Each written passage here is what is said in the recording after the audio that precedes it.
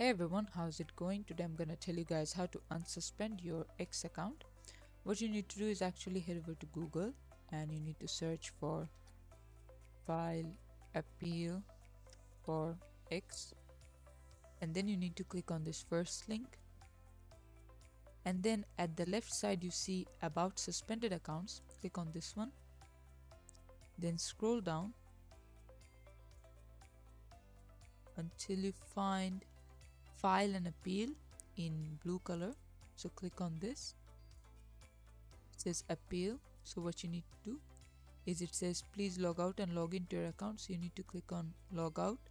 So your Twitter or X account will be logged out, and then what you need to do is log in, and from there they'll give you a form where you need to fill that. As you can see, how can we help with your account, appeal a locked or suspended account, and then basically like right over here you need to put up information. What was your device, how were you using it, things like that, why you were suspended and why should you be unsuspended, things like that. So just put up correct information, and once they go through all of it, they'll give you the access, and this is how to do it. Thanks for watching. Please leave a like and subscribe for more tutorials like this, and I'll see you guys in the next one.